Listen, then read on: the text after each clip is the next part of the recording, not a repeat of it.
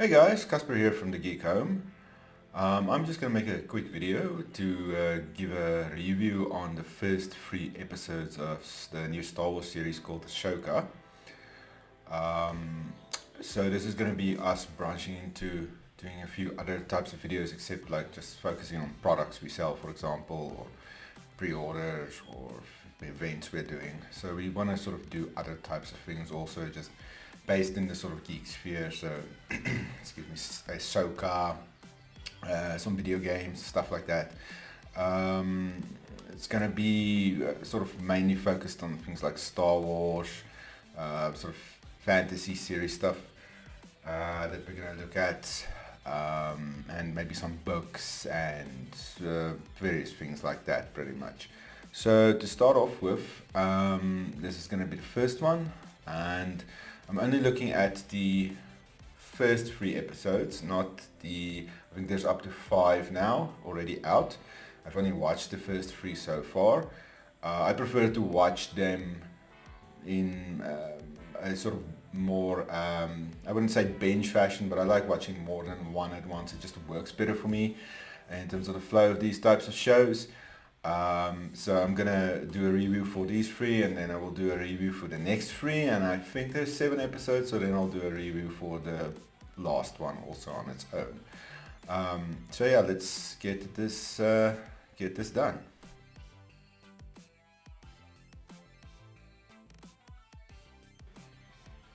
Ahsoka, so far, I have been quite impressed. Um, I have to be honest, when the trailers first came out, it looked intriguing, it looked pretty good actually. Um, I had some concerns with how they were changing things. It looked like they were changing things from what they did in Rebels. I will make a note that if you haven't watched Rebels, at least Rebels season 4, which is by far the best season of Rebels in my opinion. It's just quite a lot better than the other seasons. And it's one of my favorites. It's part of my favorite Star Wars stuff, I would say. You're gonna have a hard time if you haven't watched that, understanding exactly what is going on, who are all these characters, because they give a little bit of character background stuff, but not a lot actually. A lot less than I was expecting. The show sort of actually kind of relies on you having seen Rebels, which is, I think, a bit new, considering that Rebels is a animated show. So I found that quite refreshing. It's like, oh, okay, the time you invested in Rebels isn't just ignored. It's actually, it really feels, for the first time when they do sort of transitions from animated to a live action, this really feels like they're not just ignoring the animated show as just like a side thing. It really feels part of the proper lore, and that's very good. I really like that because I really liked Rebels, specifically season 4. So yeah, I would suggest watching that before watching Ahsoka. You don't have to watch all of it, but at least season 4. Then starting off, the style of the show is really well done. I think it actually looks like Star Wars. It was some of my concern with some of the other shows they've done, is there's sometimes been a few things that didn't really feel Star Wars enough to me. I mean, Star Wars is a very diverse universe and diverse peoples in its universe and everything, so there's a lot of different styles to it, but this really feels like Star Wars to me. And you can see they must have spent a lot of money on the show. I'm not sure what the budget has been, but it must be a lot, because the special effects and everything is just top level. And they don't shy away from doing a lot of special effects. The first 2 episodes are a bit slower. The third episode starts getting a lot faster. So there's a lot. The more stuff happens now as the show is obviously getting more into it, and I'm sure the pace will probably pick up from this point on also further.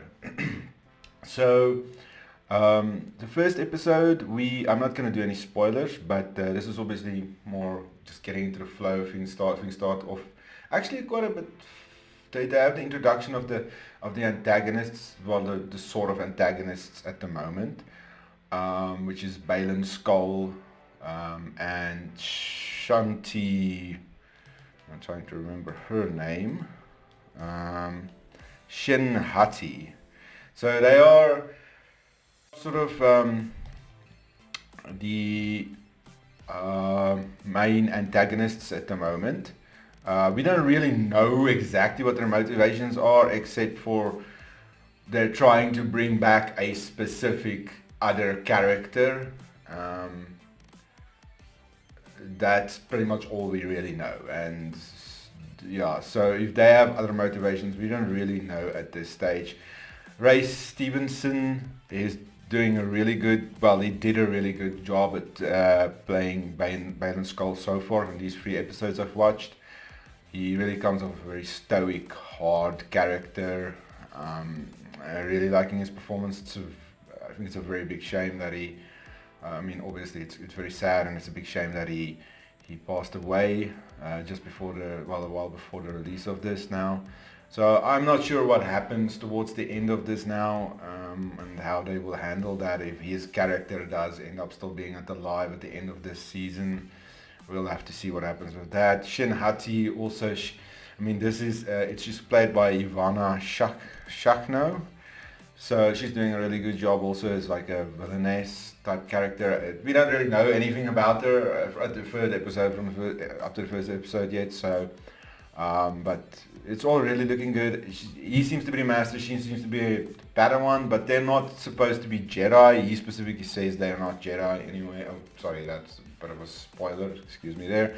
But I mean, you could have assumed that, I guess. But, so we're not exactly sure what they are, or what they're doing, or what exactly their motivations are for doing what they're doing. So yeah, there were times that I would say, like, it feels a little bit weird. I don't really know, really what's going on with the villains, but the thing they're trying to do is obviously considered to be something that the good guys don't want them to do for obvious reasons. And yeah, I think overall the concept of the plot so far up to season 3 is, up to episode 3 is pretty good. There's obviously going to be, most of the stuff's now going to happen from like the rest of the episodes. I think there's going to be a lot more happening. So my overall verdict with all 3 episodes, I would say I would rate it, at this stage, I would say at least a 9 out of 10, yeah. Okay, that's actually a very high rating, but yeah, 9 out of 10. The style is just completely right, the acting is really good. The concerns I had, so my primary concern was that Sabine, who was Rebel's character, my primary concern was that she was just suddenly going to be like a Jedi, which would have been very strange if you watched Rebels. It was never, like, the one character in Rebels, Kanan, he specifically said that all things are connected to the Force and whatever, but he sort of trains her in a sort of way. It's not really Jedi training, but there was never really indication she had Force powers. But I mean, they play into that in this show, and that's kind of what I found actually quite good, is that they don't ignore the fact, yes, they didn't have Force powers, but they sort of look at the fact that, okay, she's not really like that sensitive, but everything has connection to the Force, and then, yeah, so it kind of takes things in a bit different direction than we would have, because it's like sort of specifically, okay, I don't want to give too many spoilers, but yeah, they say that she's not really, she wouldn't have been a Jedi, for example. But yeah, so everything's connected to the Force, and Ashoka did train her for a period and whatever. So what they're doing there is actually quite interesting, and we get some training stuff in this, which is really cool. I've always liked all Jedi training stuff, and this is done in a more original fashion again. So I really like that. So all of that's been pretty cool. We haven't seen, so the characters from Rebels we've seen so far, we've seen Hera Syndulla, we've seen Sabine Wren, and okay, Ahsoka's from Rebels, but also obviously from the Clone Wars animated series, where she originally comes from. And then there is, I think, the governor guy of Lothal. I think he was also one of the character, one more of a minor character in season 4 of Rebels. I think they actually use the same voice actor as the guy who played who played the voice actor in that, which is pretty cool. I think so anyway. I know they're doing that with Thrawn. So Thrawn hasn't, well, I don't really want to say anything, but so far Thrawn hasn't showed up. That's pretty much all I'll say about it. Which, I mean, obviously wasn't going to show up very early. So, yeah, I know he's being played by the guy who played voice, his voice actor. He's actually quite a good actor as such anyway. Now I have to try and see. I can't remember his name. Yeah, Lars Mikkelsen. So he's a pretty good actor just as such, and he played the voice of Thrawn in the Rebel show, which is really good. I like them doing that if they can do that. It's the same as like if they ever make a Jedi Fallen Order Survivor TV show or anything with Cal Kestis, then they need to get the actor who actually did the voice, because they literally based it off him. It looks like him. So if they can do that, hopefully before, if they ever do that, it would be really cool. So yeah, I would say that it kind of actually feels, the show sort of feels like a little bit like a video game style thing to it, like the way that Fallen Order and Survivor story is told. So we have a bit of a MacGuffinry going on, which I know some people don't like, but it's very minimal. It's Star Wars has always had that type of stuff in it. Also, especially if you like played video games, read some of the more books and stuff, that's just stuff that is all it's just part of it. So I don't mind that stuff. As long as it's used properly, the problem with them using the way that they used it in the sequel movies is just in my opinion, just wasn't used properly. But yeah, I think this show, if they can go from this point with this show, what they've done so far, and hopefully it ends up being good at the end. I mean, it could ruin itself still. But it's looking at Andor, which I really loved. I know some people don't like that show, but it's just on its own. It's just such a good TV show. It doesn't even need Star Wars. It's just a good show. And if they can take it from this slightly, it feels more grown up type of Star Wars that we're moving towards, I would like that. Some concerns I have are they shouldn't shy away from deeper character stories and deeper character relationship stories. They do seem to shy quite heavily away now from having any romantic relationships in Star Wars, which I find a bit strange. I mean, they even in expanded universe stuff, the original thing we had Leia and Han. We had in the prequels we had Anakin and Padme. That type of stuff's always been part of Star Wars. So I don't really know why it's sort of like they're completely shying away from it, especially with some lines they have in the first episode.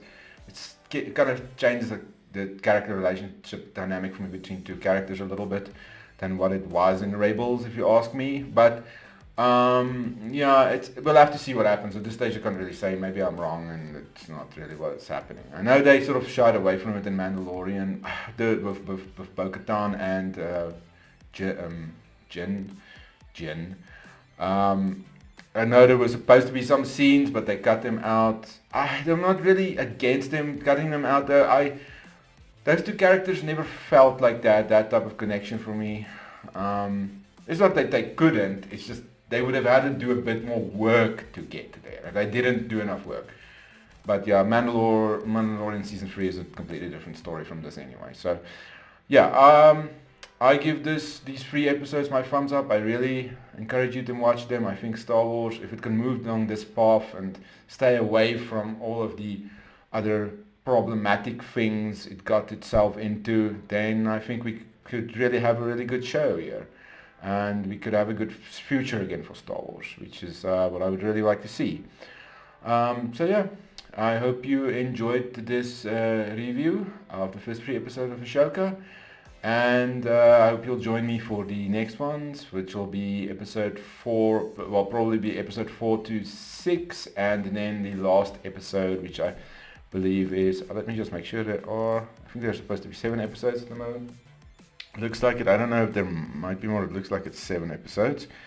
But yeah, so I'll be doing it in that way. And then Um, Hopefully it turns out well. So if you're interested in sort of geek stuff, check out our website, also geekhome.co.za. We have a store based in Pretoria, Moraleta Park, Pretoria. We are on Google, you can find us there.